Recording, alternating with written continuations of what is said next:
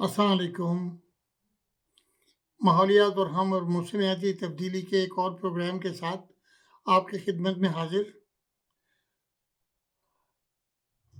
یہ جو جنگ بندی ہوئی ہے اور اس کے دوبارہ اسٹارٹ ہونے کا خدشہ ہے، اس سے پاکستان کو جو ماحولیاتی طور پر نقصان ہوگا اور موسمیاتی تبدیلی میں جو نقصان ہوگا وہ انتہائی خطرناک سے خطرناک ہوتا جائے گا۔ اس موضوع پہ ہم پہلے بھی بات کر چکے ہیں کہ ابھی تک جو نقصانات ہو چکے ہیں اور ہمارے علاقے میں جو بہت ہی انپریسیڈنٹڈ، بہت ہی شدید بارشیں ہو رہی ہیں، سیلاب آ رہے ہیں، ان میں بہت زیادہ اضافہ ہوگا اور یہ اضافہ ڈیکیڈز تک کنٹرول میں نہیں آئے گا۔ اس کے لیے بہت زیادہ ہمیں ٹیکنالوجی اور وسائل کی ضرورت پڑے گی۔ اس ابتدائیے کے ساتھ جو یہ کہا جا رہا ہے کہ یہ امن معاہدہ یا ایفرٹ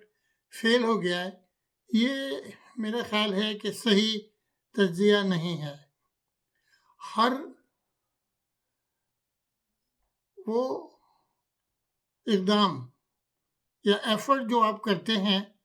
اور اس میں کوئی کمی رہ جاتی ہے یا آ جاتی ہے، اس کے پیچھے ایک بہت بڑی اپرچونٹی چھپی ہوتی ہے جس کو ہمیں استعمال کرنا چاہیے۔ اور پاکستان نے یہ ثابت کر دیا کہ ان مشکل حالات میں وہ اگر ایران کے ڈیلیگیشن کو تحفظ فرما کے اسلام آباد تحفظ دے کر اگر لا سکتے ہیں تو جو آرم فورسز کی قابلیت ہے اس پر کسی کو اگر شک تھا تو وہ بہت دور ہو جانا چاہیے۔ پاکستان کی مسلح افواج اور حکومت پاکستان کے ساتھ مل کر خطے میں امن کے قیام کے لیے جو جرات مندانہ، تخلیقی اور اختراعی انوویٹیو صلاحیت کا مظاہرہ کیا ہے، اس کو دینے کے لیے ہمیں اللہ تعالیٰ کا شکر ادا کرنا چاہیے۔ اور یہ اسرائیل، ایران، امریکہ کے درمیان اگر ہم یہ فرض کر لیں کہ مذاکرات ناکام ہو گئے، لیکن اس کے پیچھے جیسے میں نے آپ سے شیئر کیا ہے، امت مسلمہ اور ہمارے خطے اور پاکستان کے لیے ایک بہت بہترین موقع ہے۔ This is one of the greatest opportunity presented to this region and Muslim Ummah and Pakistan to have a peaceful alliance and outcome from this temporary بہت ہی عارضی طور پر جو لگ رہا ہے کہ ہمیں ناکامی ہوئی ہے یا پوری دنیا کو ناکامی ہوئی ہے، صرف ہمیں نہیں کیونکہ اس میں پوری دنیا شامل تھی۔ تو ہمیں یہ یاد رکھنا چاہیے کہ اقبال نے بہت پہلے کہا تھا کہ تندیے باد مخالف سے نہ گھبرائے عقاب، یہ تو چلتی ہے تجھے اونچا اڑانے کے لیے۔ تو وہ ہماری اونچی اڑان کہاں ہے، وہ کہاں لے جائے گی ہمیں؟ میں آپ سے پہلے عرض کر چکا ہوں، ہم نے یہ شیئر کیا ہے کہ اے ریجنل الائنس، اس کو ہم مسلم الائنس نہ کہیں، ایک ایسا دفاعی معاہدہ جس میں یا تو OIC پوری انوالوڈ ہو یا ہمارے ریجن کے لیے جس میں ترکی بھی شامل ہو اور جس میں ہمیں چائنا کی اور رشیا کی حمایت حاصل ہو اس کو، تو اس کو اگر ہم یہ کہیں کہ West Asia defence alliance similar to NATO, یعنی ویسٹ ایشیا کا دفاعی اتحادی معاہدہ، یا ہم اس کو اگر او آئی سی تک رکھنا چاہتے ہیں تو ہم اس کو او آئی سی کا دفاعی معاہدہ کہہ سکتے ہیں، لیکن ریجنل الائنس کی ضرورت ہے ویسٹ ایشیا میں، کیونکہ ویسٹ ایشیا میں تو نان مسلم ملک بھی آتے ہیں. تو یہ اس کے جو فوائد ہوں گے، نمبر 1 جو یونائٹڈ اسٹیٹس کی ریکوائرمنٹ ہے کہ ایران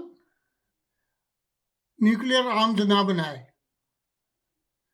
تو یہ جو دفاعی معاہدہ ہے اس میں nuclear deterrent and protection Pakistan provide کرے گا، جیسے کہ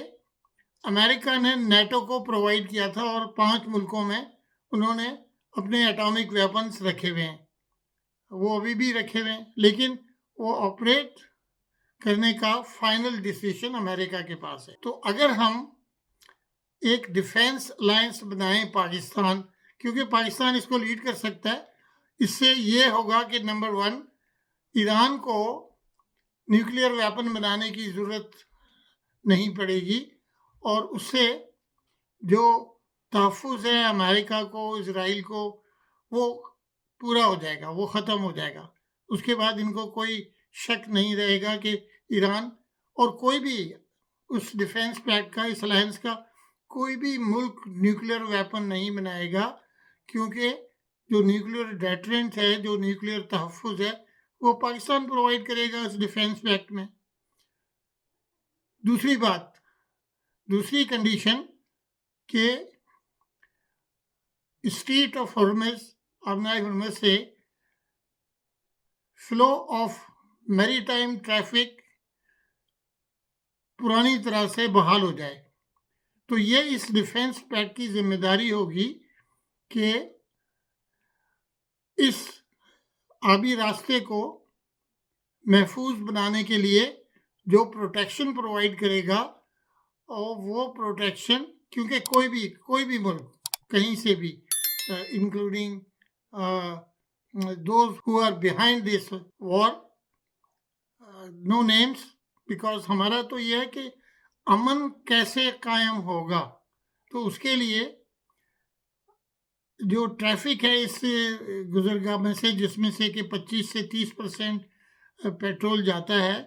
ایشیا کی طرف اور ہماری طرف بھی، تو اس کے لیے اس کو جو پروٹیکشن ہوگا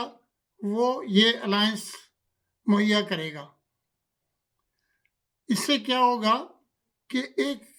بہت بڑی اسٹیبلٹی آ جائے گی ریجن میں، اور یہ میرا خیال ہے مسلم امہ کے لیے اور پاکستان کے لیے ایک بہت بڑی اپرچونٹی ہے کہ ہم اس قسم کا